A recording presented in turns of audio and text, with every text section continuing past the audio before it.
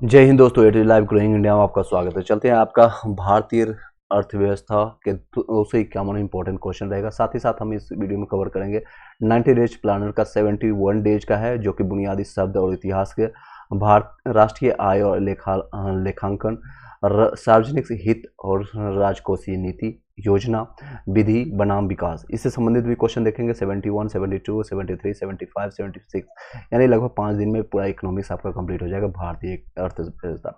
इससे अगर बीपीएससी या कहीं भी एग्जामिनेशन बिहार शिक्षा के लिए जा रहे हैं, लगभग 15 से 20 क्वेश्चन इससे देखने को मिलेगा। तो आज का टॉपिक अगर आप स्टार्ट करने जा रहे हैं तो इस सभी को आप एनसीईआरटी से एक बार पढ़ लीजिए, या फिर आप ये सारे क्वेश्चन को लगा लीजिए, देख लीजिए, अपने आप को आकलन कर लीजिए कितने क्वेश्चन सही हो पा रहे हैं। तो साथ ही साथ मैं अपने नोट्स से, जो आपके हैंड रिटन नोट्स है, उससे भी आपको क्वेश्चन हम करवाएंगे। चलिए एक साथ करते हैं। अब अर्थशास्त्र का जनक किसे माना जाता है, कहा जाता है? तो एडम स्मिथ को कहा जाता है। अर्थशास्त्र की छोटी आर्थिक इकाइयों का अध्ययन अर्थशास्त्र की किस शाखा के अंतर्गत होता है? तो वो उसको कहते हैं माइक्रो इकोनॉमिक्स। छोटी की बात कर रही थी, यानी छोटा होगा, माइक्रो इकोनॉमिक्स की बातें चलेगी, यानी व्यवस्थित अर्थशास्त्र इसको हिंदी में कहते हैं। चलिए दोस्तों, नेक्स्ट क्वेश्चन पर चलते हैं। कुछ इंपॉर्टेंट ही करेंगे क्योंकि 251 क्वेश्चन है इसमें, तो लगभग 20 से 25 क्वेश्चन इसमें करेंगे। फिर पार्ट 2 ऑलरेडी इसका वीडियो हम बनाए थे, तो उसका हम प्लेलिस्ट दे देंगे। टेलीग्राम व्हाट्सएप ग्रुप में आप जाकर ज्वाइन कर लीजिएगा। इस वीडियो को आप फिर से हम अपडेट कर देंगे, वहाँ से जाकर देख लीजिएगा। भारत में पंचवर्षीय योजना का नमूना किसके द्वारा बनाया गया था? ये राष्ट्रीय विकास परिषद के द्वारा बनाया गया था। नेक्स्ट है नेशनल इकोनॉमिक्स, जिसको कहते हैं परिषद। भारत में आर्थिक सर्वेक्षण सरकारी स्तर पर प्रति वर्ष कौन प्रकाशित करता है? तो आपका वित्त मंत्री करता है इसको। किसने कहा था अर्थशास्त्र धन का विज्ञान है? एडम स्मिथ ने। यही है आपका पिता, हमारा नहीं, आपका नहीं, बल्कि इकोनॉमिक्स का पिता इसको कहते हैं। राष्ट्रीय कृषि है और ग्रामीण विकास बैंक जो है, नाबार्ड जिसको कहते हैं, की स्थापना किस पंचवर्षीय योजना में हुआ था? 6 पंचवर्षीय, छठे पंचवर्षीय योजना में हुआ था। अगर आप ये पीडीएफ या नोट्स अगर चाहिए 6 से लेकर के 12 तक, इस नंबर पर आप कॉन्टैक्ट कर सकते हैं। भारत में राष्ट्रीय, और साथ ही साथ लाइक कर दीजिएगा, वीडियो को शेयर कर दीजिएगा उन सभी लोगों को जिनको जरूरत होगा, उन सभी को। भारत में राष्ट्रीय आय की गणना किसके द्वारा की जाती है? वो केंद्रीय सांख्यिकी संगठन के द्वारा किया जाता है। और इसका दिवस कब मनाते हैं, जरूर कमेंट बॉक्स में बताइएगा। समष्टि अर्थशास्त्र यानी मैक्रो इकोनॉमिक्स को अर्थशास्त्र की एक अलग शाखा के रूप में आरंभ करने का श्रेय किसे जाता है? तो जॉन मेनाई किन्स को जाता है। भारतीय अर्थव्यवस्था किस प्रकार की अर्थव्यवस्था मानी जाती है? तो आपको मिश्रित है, विकासशील अर्थव्यवस्था है, जिसको कहते हैं डेवलपिंग इकोनॉमी या मिश्रित अर्थव्यवस्था भी कहते हैं।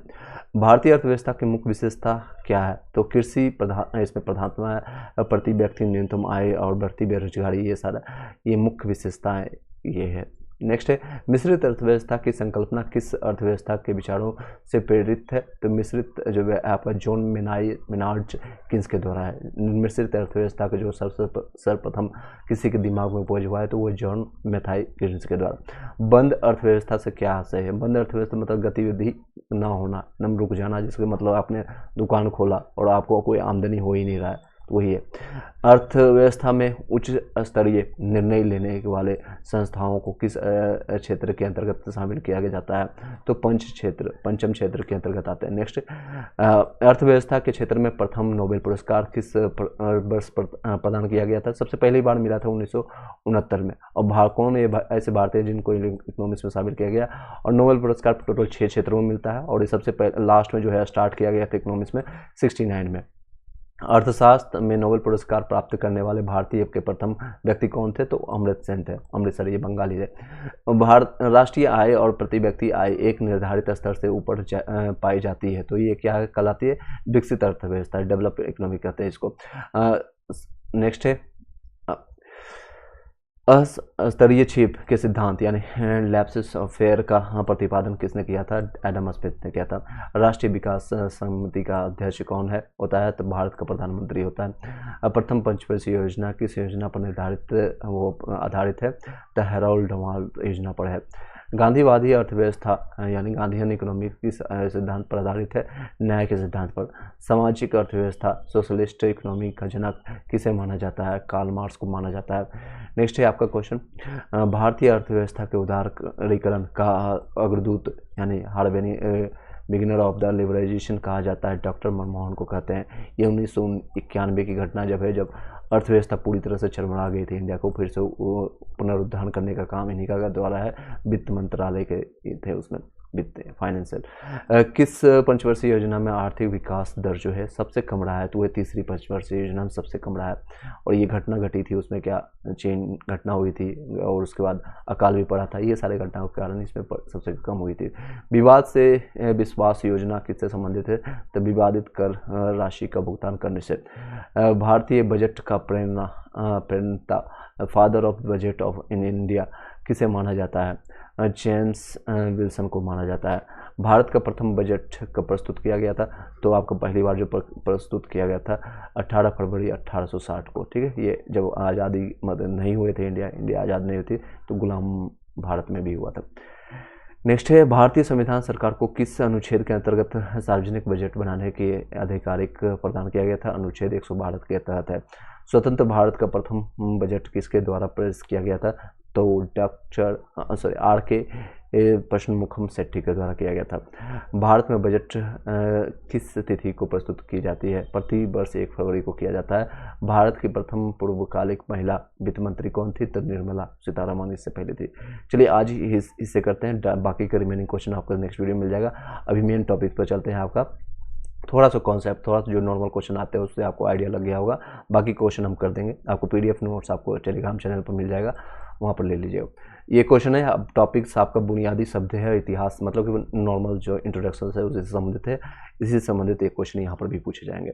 अर्थशास्त्र के अध्ययन के पीछे मूल सिद्धांत क्या था? तो इसके ऑप्शंस को जानेगा। और आप लोग को पता है, भली बात है कि मैं आराम से धीरे धीरे अच्छे से बताऊँगा, मतलब कि थोड़ा टाइम लगेगा, ओके है, बट एक बार पढ़ने के बाद दोबारा पढ़ने की जरूरत ना हो, ऐसा हम समझते हैं। चलिए देखते हैं एक एक ऑप्शंस को और उसकी व्याख्या करते हैं। वस्तुओं और सेवाओं का उत्पादन के लिए जानते हैं, या मानव की इच्छाओं असीमित है, संसाधन सीमित है। इसके कारण हम इकोनॉमिक्स को पढ़ते हैं। इकोनॉमिक्स की जरूरत क्या पड़ती है? जैसे आप लोग को मान लीजिए आप लोग स्टूडेंट है और आप पटना, दिल्ली या कहीं भी आपने तैयारी कर रहे हैं, UPSC BPSC किसी का भी प्रिपरेशन कर रहे हैं, घर से आपको मिल रहा है 10,000 रुपया, 10,000, और आप लोगों को पता है किसी दिन यही आपको मैनेज करना है। 10,000 में आपको रूम का भी रेंट देना है, साथ ही साथ अपने बुक भी खरीदना है और कुछ खाने पीने फूड, ये सारी चीज़ मैनेजमेंट इसी को करते हैं इकोनॉमिक्स। जो मैनेजमेंट करता है इकोनॉमिक्स, क्योंकि लिमिटेड आपको मिल रहा है, सीमित मिल रहा है आपको, संसाधन सीमित है। 10,000 रुपये आपके पापा ने, मम्मी ने, जो भी आपके गार्जियन ने, यहाँ 1,000 रुपया ले रहे हैं तो एक जीरो लगा लीजिए, तो 10,000 रुपये मिला और आपको उसी में से मान लीजिए 6,000 आपका रेंट चला गया, 6,000 रुपये रेंट चला गया। उसके बाद आपने 3,000 का खाना खाया, 1,000 रुपये कलम कॉपी जो भी आपका है, इस तरह से मैनेज करते हैं। किसी मन तो हो सकता है कि कोई टेस्ट सीरीज निकला या फिर कहीं घूमने का बन गया, तो 3,000 रुपये आपने एक्स्ट्रा खर्चा कर दिया। आपका पॉकेट पापा ने आपको दिया 10,000 रुपया, खर्चा हो गया 3,000 रुपया, तो 3,000 का क्या है, ये नेगेटिव में चले गए, आप लॉस में, लोन में चले गए, ये ऋण हो गया। आपने दोस्त फ्रेंड कहीं से लिया, आपको मैनेज करना है, नेक्स्ट महीने आपको मान लीजिए फिर से आपको 10,000 मिला, उसी में आपको मैनेज करना है, 1,000 रुपये आपको दोस्त को भी देना है, और ताकि 3 महीने में वसूल भी हो जाए और आपका काम भी होता रहे, रेंट का खर्चा, खाने का खर्चा, कॉपी कलम, ये सारी चीज़ें आप मैनेज करना, यही है सीमित। तो मतलब सीमित चीज़ों में अगर आप देखेंगे पूरे इंडिया की बात करेंगे तो इंडिया में क्या है, ज़मीन सीमित है और लोग जनसंख्या बढ़ती जा रही है। तो वही है, सिंपल भाषा में कहें तो मानव की इच्छाएं असीमित है, आप लोग की इच्छाएं असीमित है। कई लोग 1 बच्चे, 2 बच्चे, 10 बच्चे, 20 बच्चे, इच्छाएं असीमित है, उसका कोई सीमा नहीं है। कई लोग का इच्छाएं जो आज साइकिल से चल रहे हैं, कल बाइक से चलेंगे, बाइक से फिर 4 व्हीलर, फिर रेंज रोवर, BMW, फिर चार्टर, चॉपर, ये उसकी कोई सीमा नहीं है, लेकिन संसाधन सीमित है ऑब्वियसली। यही मैंने आपका कथन एक गलत है, क्योंकि वस्तुओं और सेवाओं का उत्पादन जो है अर्थशास्त्र के अध्ययन का मूल सिद्धांत नहीं है, अध्ययन है, ठीक है। सेवाओं का अध्ययन ही अर्थशास्त्र है। B जो है अर्थशास्त्र के अध्ययन के पीछे अंतर्निहित सिद्धांत है। मानव की इच्छाएं सीमित है और संसाधन सीमित है, ये आपका सटीक आंसर है। पूंजी निर्माण के लिए नहीं, इसमें पूंजी कहाँ बनता है, कोई प्रॉफिट होता है कहाँ, उपयुक्त में से सही नहीं, ये भी गलत है। तो आपको समझ पाएंगे, एक क्वेश्चन से आपको कई चीज़ें मैंने बताने की कोशिश किया। चलिए नेक्स्ट है आपका पूंजी निर्माण 3 बुनियादी आर्थिक गतिविधियों में एक होता है। एक तो उत्पादन में होना चाहिए, उपभोग होना चाहिए, जो मतलब कि कंज्यूमर होना चाहिए, कस्टमर होना चाहिए जिसको वो खरीद सके, और या पूंजी निर्माण, उसी से प्रॉफिट होता है। मान लीजिए आपने प्रोडक्ट बनाया 100 रुपये का और 120 रुपया में बेच दिए, और यही आपको 20 रुपये प्रॉफिट होता है। ये पूंजी आपका निर्माण होते जाता है, फिर से आप आगे लगाते जाते हैं। चलिए नेक्स्ट है जीडीपी, ग्रॉस डेवलपमेंट प्रोडक्ट जिसको कहते हैं, एक संकेतक जिसका उपयोग अक्सर किसी देश की सरकार द्वारा अपने आर्थिक स्वास्थ्य को मापने के लिए किया जाता है। जीडीपी जो सकल घरेलू उत्पाद है, प्रोडक्ट के बारे में निम्नलिखित कथनों पर विचार करें और उसमें से सत्य क्या है वो हमको जानने की कोशिश करेंगे। चलते हैं। पहला, सकल घरेलू उत्पाद किसी देश के लोगों के द्वारा किसी वर्ष में उत्पादित अंतिम वस्तुओं एवं सेवाओं का कुल मौद्रिक मूल्य है। बिल्कुल ये ऐसा क्या सही है? बिल्कुल ये सही है। ये सकल घरेलू उत्पाद किसी देश के लोगों के द्वारा किसी वर्ष में, एक वर्ष में, आप कोई भी आकलन आप 50 साल पहले नहीं ले सकते हैं। आपका कंपेरिजन हर एक महीने, जैसे आपको 10,000 रुपये घर से मिला, 10,000 रुपये मिला, अगर आपने इस महीने 13,000 रुपये खर्चा कर लिया तो आपको देखना पड़ेगा कि आने वाले 3 महीने में किस तरह से 1,000 मैनेज करें ताकि दोस्त का लौटा भेज दे। अगर आपका मकसद खराब हो कि 3,000 नहीं लौटाना है तो वो अलग बात है। सकल घरेलू उत्पाद में भारत के क्षेत्र में किसी विदेशी द्वारा रखे गए उत्पाद का भी हिसाब शामिल हो सकता है, तो बिल्कुल नहीं, ऐसा कुछ नहीं है। नेक्स्ट है, सॉरी, इसमें आपका ये गलत है, इसकी व्याख्या हम जानते हैं। सकल घरेलू उत्पाद जीवन स्तर और स्वास्थ्य देखभाल सुविधाओं के संदर्भ में आर्थिक समानता को दर्शाता है। बिल्कुल ये आपका इसमें ये सिर्फ मात्र सही है। और सकल घरेलू उत्पाद को सदैव स्थिर मूल्य पर मापा जाता है, स्थिर मूल्य पर नहीं मापा जाता है, चेंज होते रहता है, ये फ्लेक्सिबल होना चाहिए। सिर्फ और सिर्फ एकमात्र इसमें सत्य है, वो केवल 2 है सही, 2 दे सकते हैं। इसकी व्याख्या हम आप पढ़ते हैं। सकल घरेलू उत्पाद यानी जीडीपी ये किसी देश के आर्थिक स्थिति में किस दिए गए वर्ष में उत्पादित अंतिम वस्तुओं और सेवाओं का कुल मौद्रिक मूल्य होता है, यानी कि मॉनेटरी फंड में होता है। किसी देश के लोगों द्वारा किसी दिए गए वर्ष में उत्पादित वस्तुओं और सेवाओं के कुल मूल्य को सकल राष्ट्रीय उत्पाद कहा जाता है। ठीक है, ध्यान पर दीजिएगा। नेक्स्ट कथन 2 देखें। सकल घरेलू उत्पाद में भारत के क्षेत्र में किसी विदेशी द्वारा किए गए उत्पादन का भी हिसाब रखा जा सकता है, ये सही है। गलत आपका देखें। जीडीपी ये जीवन स्तर और स्वास्थ्य देखभाल सुविधाओं के मामले में आर्थिक असमानता को नहीं दर्शाता है, इसलिए बढ़ती जीडीपी का मतलब जरूरी नहीं है कि ये सभी के लिए बेहतर जीवन के स्तर हो। इसके अलावा यह आर्थिक उत्पादन पर जोर देता है, लेकिन वैतनिक घरेलू काम और या अवकाश के समय मूल्य जैसे कारकों का मापदंड नहीं है। ठीक है, ध्यान दीजिएगा। नेक्स्ट क्वेश्चन पर चलते हैं। गलत है 4th भी। वास्तविक जीडीपी के स्तर जो है मूल्य स्थिर पर नहीं मापा जाता है, नाम मात्र जीडीपी का मूल्य जो वर्तमान मूल्य पर है मापा जाता है। ये कोई स्थिर, मान लीजिए कि आज से पहले 50 साल पहले एक शर्ट की कीमत मात्र 5 रुपये थी, और क्या आज वो 5 रुपये मिलेगी? संभव नहीं है। तो वो स्थिर कोई भी मूल्य है वो फ्लेक्सिबल होना चाहिए। जो वर्तमान मूल्य है आज के समय में 500 रुपये में वो शर्ट मिलती है, तो उस पर मापा जाएगा कि फिर इससे कंपेरिजन किया जाएगा। इसी सेम ब्रांड की शर्ट आपको दूसरे ब्रांड मतलब दूसरे स्टोर्स में 550 रुपये का मिल रहा है या फिर 525 रुपये का मिल रहा है, तो जहाँ सस्ता मिलेगा बच्चे वहीं लेंगे, यहीं से आपको कंपैरिजन किया जाएगा। ठीक है, नेक्स्ट 3rd नंबर क्वेश्चन देखिए, आप लोग के समकक्ष है। आर्थिक निर्माण आर्थिक प्रणाली एक समाज के भीतर वस्तुओं और सेवाओं के उत्पादन और आवंटन की प्रणाली है। विभिन्न आर्थिक प्रणालियों के बारे में निम्नलिखित कथनों पर विचार करें और सही कथन को चुनना है। समाजवाद के अंतर्गत सरकार के केंद्रीय योजना प्रणाली के संदर्भ में पूरी तरह से पृथक रहता है, बिल्कुल ये सही है। पूंजीवाद के अंतर्गत मुफ्त बाजार प्रणाली और निजी स्वामित्व के मामले में पूर्ण स्वतंत्रता से मौजूद होता है, ये दोनों आपका सही है कथन। व्याख्या देखते हैं, सही है आपका कथन। एक गलत यहाँ पर बताया जा रहा है, लेकिन ऑप्शन इसमें कथन एक गलत है, आपका ऑप्शन बी आपका सही माना जाएगा, सी नहीं बी आपका माना जाएगा। कथन एक गलत है। समाजवाद के तहत सरकार केंद्रीय नियोजन प्रणाली पर पूर्ण नियंत्रण रखती है। समाजवाद उत्पादन के साधनों पर भी राज्य के स्वामित्व की वकालत करता है, जिसका उद्देश्य आर्थिक समानता है। कथन 2 जो है आपका ये गलत है। ठीक है, आपका जो पहला कथन क्या है फिर से बता देते हैं। समाजवाद के अंतर्गत सरकार केंद्रीय योजना प्रणाली के अंतर्गत पूरी तरह से पृथक रहती है, पूरी तरह से पृथक नहीं होती है।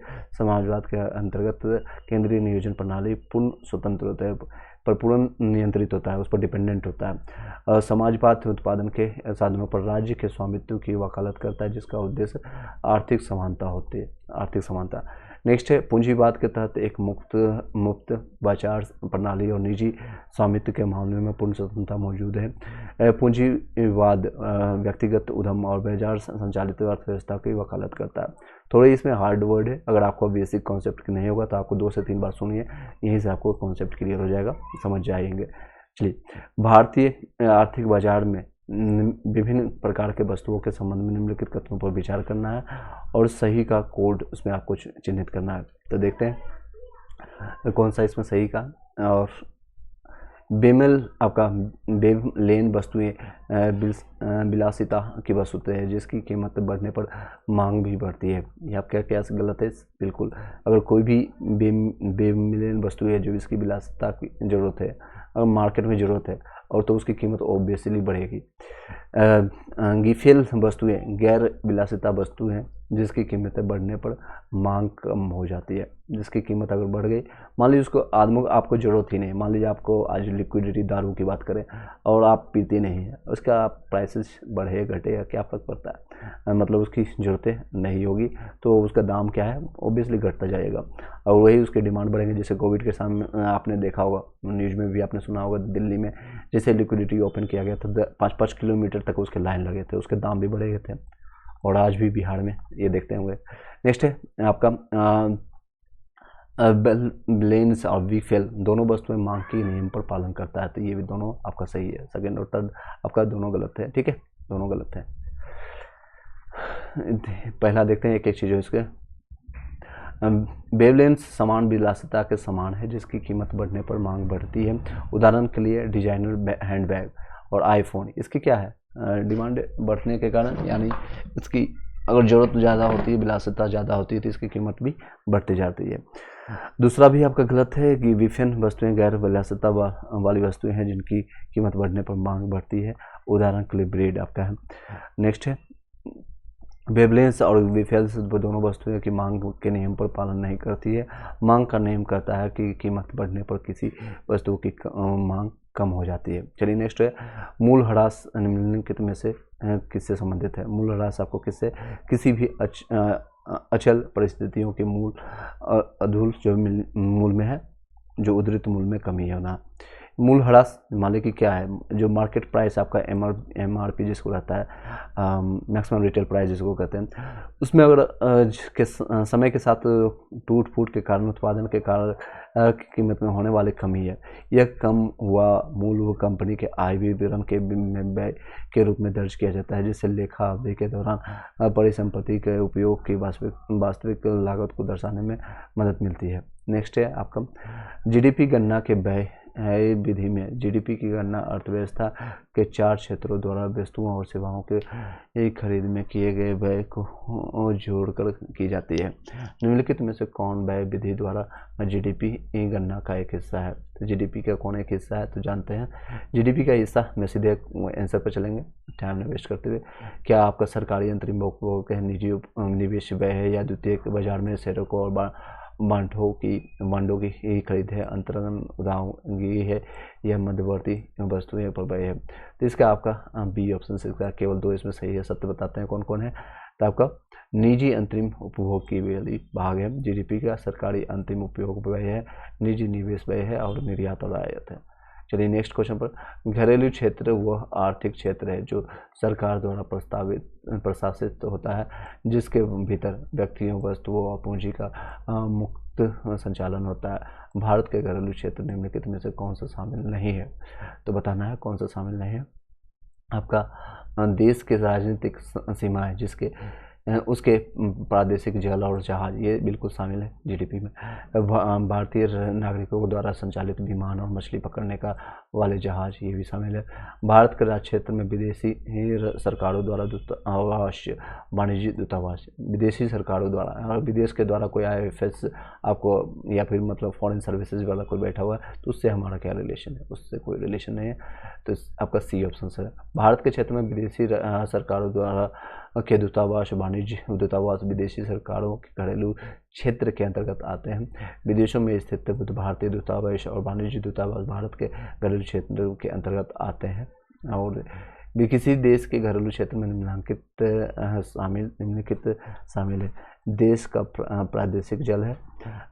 विश्व के विभिन्न भागों में देश के निवासियों द्वारा संचालित जहाज और विमान किसी देश के दूतावास और सेना देश में स्थित होता है। चलिए नेक्स्ट है, अवसर लागत के संबंध में निम्नलिखित कथनों पर विचार करें। आपके निम्नलिखित कथनों पर विचार करें और उसमें कथन जो सही है उसके बताना है, आपको सही कौन सा है बताना है। चलिए, किसी उत्पाद के अवसर पर लागत वह सर्वोत्तम विकल्प है जिसे उपयोग के लिए चुना गया था। किसी उत्पाद के लिए यानी प्रोडक्शंस के लिए अवसर लागत पर सर्वोत्तम विकल्प है। सर्वोत्तम विकल्प हमेशा ये नहीं होता है। जहाँ इस तरह का वर्ड हो तो आप सचेत हो जाए। सर्वोत्तम, सबसे अधिक, केवल एक, सचेत हो जाएगी, गलत है। अवसर जो है लागत का उपयोग करके भावी पर जो है यानी भविष्य में प्रतिफल का सटीक अनुमान नहीं लगाया जा सकता है। ये भी सही, ये सही है आपका। केवल दो आपका सही है। इसके व्याख्या को हम जानते हैं, देख सकते हैं। पहला आपका कथन गलत है। किसी उत्पाद की अवसर यानी कि जो आपका मिलेगा फ्यूचर में आपका ऑप्शन, किसी उत्पाद की अवसर लागत वह सर्वोत्तम विकल्प है जिसे छोड़ा गया है। इसका अर्थ है कि जब एक विकल्प को दूसरे विकल्प के ऊपर चुना जाता है तो विकल्प को छोड़ने से होने वाली लागत अवसर लागत कहलाती है। कथन 2 आपका सही है। अवसर लागत का उपयोग करके भविष्य के रिटर्न का सटीक अनुमान नहीं लगाया जा सकता है। तो आपको दोनों समझ गए होंगे, विकल्प को छोड़ने का अनुपात नहीं है। नेक्स्ट है 9 नंबर क्वेश्चन आपका समकक्ष निम्नलिखित कथनों पर विचार कीजिए। देखिए क्या क्या है। सकल राष्ट्रीय उत्पादन से हटाया गया मूल ह्रास शुद्ध राष्ट्रीय उत्पाद कहलाता है। क्या ये सही है? ये बिल्कुल पहला कथन आपका सही है। आपका सकल आपका जो है राष्ट्रीय उत्पाद से घटाया हुआ मूल ह्रास शुद्ध राष्ट्रीय उत्पाद कहलाता है। व्यक्ति कितने, इसमें केवल कितने कथन सही है? इस तरह के क्वेश्चन बहुत आराम से कीजिएगा, अच्छे से कीजिएगा, बहुत गलत होने के चांसेस होती है। व्यक्तिगत आय, उपयोग, व्यय पर खर्च। चलिए, उपयोग व्यय पर खर्च करने के लिए उपलब्ध आय का समस्त भाग होता है। बिल्कुल ये गलत है। व्यक्तिगत आय आपका पर्सनल, मान लीजिए आप 50,000 रुपये कमाते हैं, उपभोग व्यय पर खर्च करने के लिए उपलब्ध आय का समस्त भाग होता है। ऐसा कुछ नहीं, कहीं और हो सकता है इनकम हो। किसी देश के एक व्यक्ति के किसी विशेष वर्ष में औसत आय को विदेश में शुद्ध कारक आय कहा जाता है। ऐसा कुछ नहीं, ये भी गलत है। तो देख सकते हैं इसके केवल एक सही है इसमें। कथन 1 जो है सकल राष्ट्रीय उत्पाद से घटाया गया मूल ह्रास राष्ट्रीय उत्पाद देता है। सरकार को जुर्माने और जैसे करों, गैर कर, राजस्व कर का भुगतान भी शामिल होता है। गलत आपका देख सकते हैं। कथन 3 गलत है। किसी देश के एक व्यक्ति के विशेष वर्ष में औसत आय को प्रति व्यक्ति आय कहा जाता है। इसे गलत है ये, ठीक है। नेक्स्ट, निम्नलिखित कथनों पर विचार करना है और ग्रीन जीडीपी इस शब्द का सही स्पष्टीकरण बताना है। ग्रीन आपका जीडीपी हरित सकल घरेलू उत्पाद यानी कि जीडीपी में पर्यावरण क्षति के कारकों को सकल घरेलू उत्पाद से घटाकर सतत सकल घरेलू उत्पाद जीडीपी प्राप्त किया जाता है। यह सकल घरेलू उत्पाद के आंकड़ों के अतिरिक्त देश के भूभाग में कुल वनों और हरित क्षेत्रों का माप है। यह सकल घरेलू उत्पाद के आंकड़ों के अतिरिक्त देश के भूभाग में कुल हरित निवेश का भी माप है। तो ये आपका कौन सा सही है? तो आपका पहला ऑप्शन सही है। नेक्स्ट है, चलिए, ग्रीन जीडीपी पर्यावरणीय रूप से समायोजित जीडीपी का गणना पर्यावरणीय क्षति के कारणों को जीडीपी से घटा करके संधारणीय जीडीपी तक पहुंचने के लिए की जाती है। ये इस बात का माप है कि कोई देश संसाधनीय आर्थिक विकास के लिए कितना तैयार है। इसका उद्देश्य आर्थिक कल्याण का एक अधिक व्यापक संकेतक प्रदान करना है जो संधारणीय पर विचार करता है। नेक्स्ट है, हरित सकल घरेलू उत्पाद की दिशा में कुछ कदम इस प्रकार हैं। एक तो हरित हाइड्रोजन मिशन, नेक्स्ट है हरित ग्रीन मिशन, गोवर्धन कार्यक्रम, जैव इनपुट केंद्र बताएगा। चलिए, नेक्स्ट क्वेश्चन आपका 11 नंबर इस तरह से है। आपका स्वतंत्रता पूर्व युगों में भारतीय अर्थव्यवस्था के संबंध में निम्नलिखित में से कथनों पर विचार करें। ये देश की इस 85% आबादी प्रत्यक्ष या अप्रत्यक्ष रूप से कृषि से आजीविका प्राप्त करती है। आज भी 67% लगभग 65% होते हैं, तो ये सही है। देश से पूर्व यह स्वतंत्रता से पूर्व की घटना है, 1947 से पहले। बड़े पैमाने पर जनसंख्या की भागीदारी के कारण निरपेक्ष रूप से कृषि उत्पादकता उच्च रही है।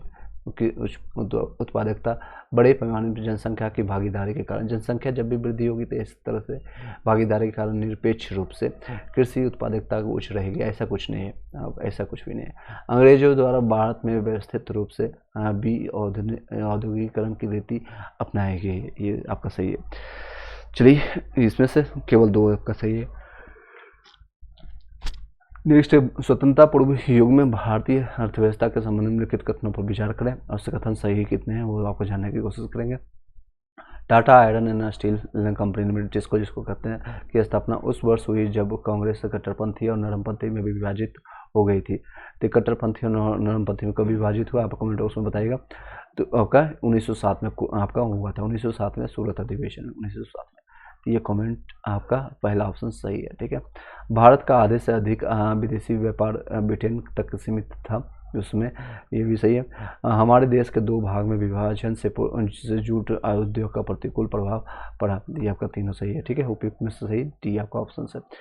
कथन 1 जो है सही है। Tata and iron steel limited TISCO की स्थापना 1907 में भारतीय उद्योगपति जो है जमशेद जी टाटा ने की थी, और इसने भारतीय इस्पात उद्योग के विकास में महत्वपूर्ण भूमिका निभाई। 1907 के सूरत अधिवेशन में भारतीय राष्ट्रीय 2 गुटों में विभाजित हो गई थी। कहाँ पर, तो सूरत में, ठीक है, याद रखिएगा, सूरत अधिवेशन में। अर्थात उदारवाद और गर्म दल, यानी उदारवादी और उग्रवादी दल बन गया था। कथन 2 भी सही है। भारत का आधे से ज़्यादा विदेशी व्यापार ब्रिटेन तक सीमित ही था। भारत की औपनिवेशिक अर्थव्यवस्था ब्रिटिश और विश्व पूंजीवादी अर्थव्यवस्था के साथ एकीकृत थी। भारत में सभी आयात शुल्क या तो पूरी तरह से हटा दिए गए या नाममात्र दरों पर कम कर दिए गए।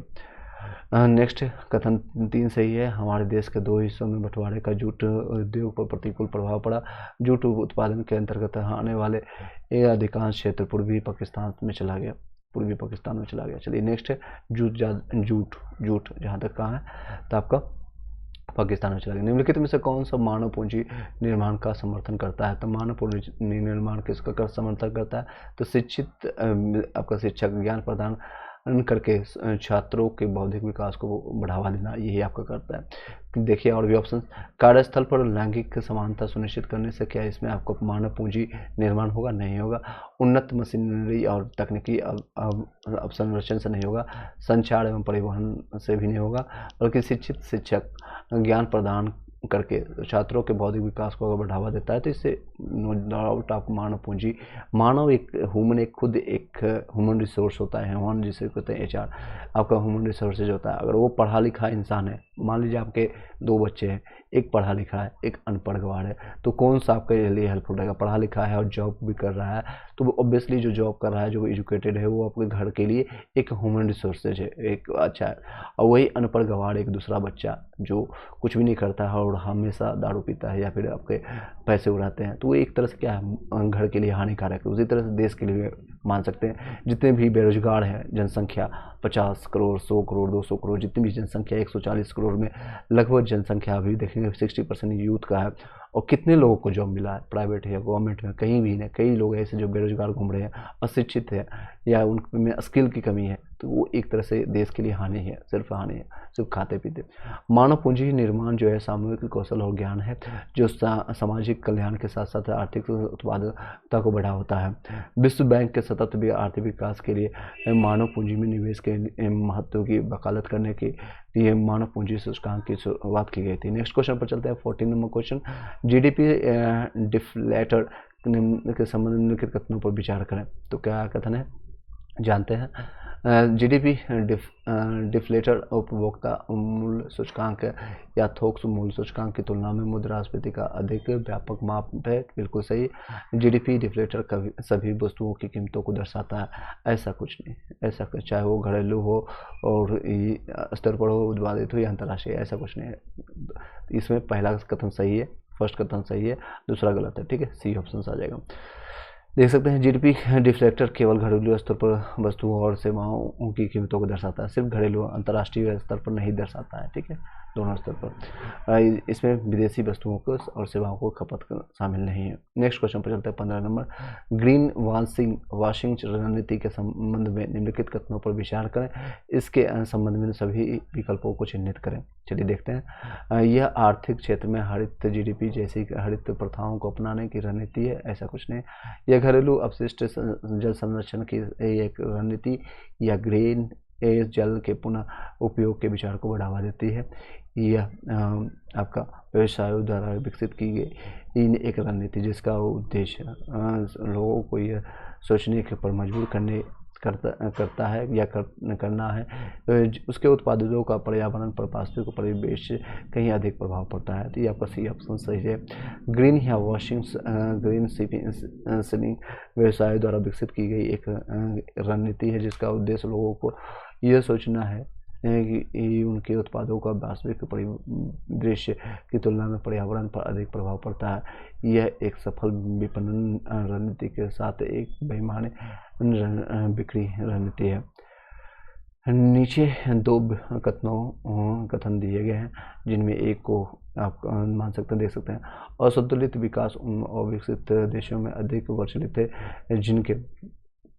जिनके पास मानव सामग्री और धन को अपर्याप्त संसाधन है। तो ये असंतुलित विकास उन अविकासशील देशों में माना जाता है। तो बिल्कुल ही यही कथन आपका सही है। ठीक है, नेक्स्ट है मुख्य उद्देश्य अर्थव्यवस्था के भीतर पूंजी अर्थव्यवस्था का विस्तार करने के बजाय अस्तित्व बनाए रखना। ये भी आपका दोनों सही है। तो आपका ए सही है क्योंकि आर सही है, तो आपका ए ऑप्शन आपका सही माना जाएगा। चलिए इसकी व्याख्या को देखते हैं। असंतुलित विकास आपका जो है असंतुलित विकास अविकसित देशों में देखा जाता है, यानी अनडेवलप्ड जो कंट्रीज है, क्योंकि वहाँ पूंजी की मात्रा कम होती है, इसलिए कुछ ही क्षेत्रों में निवेश किया जा सकता है जिसके परिणाम स्वरूप असंतुलित या असंगति होती है। असंतुलित विकास एक अल्पकालिक रणनीति या क्योंकि संतुलित विकास के विपरीत कुछ प्रमुख क्षेत्रों का विकास कम समय में संभव है। चलिए नेक्स्ट क्वेश्चन पर चलते हैं। आर्थिक वृद्धि और विकास के संबंध में निम्नलिखित कथनों पर विचार करें और सत्य कौन है, कितने कथन सत्य हैं, उस पर विचार करते हैं। तो देखते हैं। आर्थिक वृद्धि को किसी देश के सकल घरेलू उत्पाद में वृद्धि से मापा जा सकता है, जबकि आर्थिक विकास लोगों को नैतिकता की भावना के संदर्भ में लागू होता है। बिल्कुल ही सही है। आर्थिक वृद्धि से तात्पर्य साक्षरता दर, जीवन प्रत्याशा में सुधार और गरीबी में कमी, ऐसा आर्थिक वृद्धि से ऐसा कुछ नहीं संभव है। अनौपचारिक अर्थव्यवस्था के आकार को भी आर्थिक विकास सूचकांक द्वारा ध्यान में रखा जाता है, ऐसा भी कुछ नहीं है। आर्थिक विकास में प्राकृतिक संसाधनों की कमी को ध्यान में नहीं रखा जाता है, जिससे प्रदूषण, भीड़ भाड़ और बीमारी पैदा हो सकती है। ये आपका सही जवाब है। तो केवल आपका दो सही है। आई होप क्लियर हो पाएगा। नेक्स्ट क्वेश्चन पर चलते हैं। वृद्धि और विकास के बीच अंतर के संबंध में निम्नलिखित कथनों पर विचार करें और सही कोड को चुनना है। तो इसमें कितने सही है तो देखते हैं। पहले दो कथन गलत है। पहले दो कथन देखते हैं। आर्थिक विकास के एक विकसित देश के संसाधनों के इष्टतम उपयोग से संबंधित है, जबकि आर्थिक वृद्धि एक अविकसित देश के संसाधनों के कथनों पर से संबंधित है। ये गलत है आपका। आर्थिक विकास केवल गुणात्मक परिवर्तन लाता है। आर्थिक वृद्धि जो गुणात्मक और मात्रात्मक दोनों परिवर्तन लाता है। तो यह आपका है। आर्थिक विकास आर्थिक वृद्धि के बिना संभव नहीं है, जबकि आर्थिक वृद्धि आर्थिक विकास के बिना संभव है। तो आपका सी आपका सही है। केवल दो कथन सही है, केवल अंतिम कथन सही है। आपका बताइएगा या केवल पहले दो कथन गलत है, यहाँ सिर्फ ये गलत है, बाकी एक सही है। चलिए इसकी व्याख्या को जानते हैं थोड़ा। आपका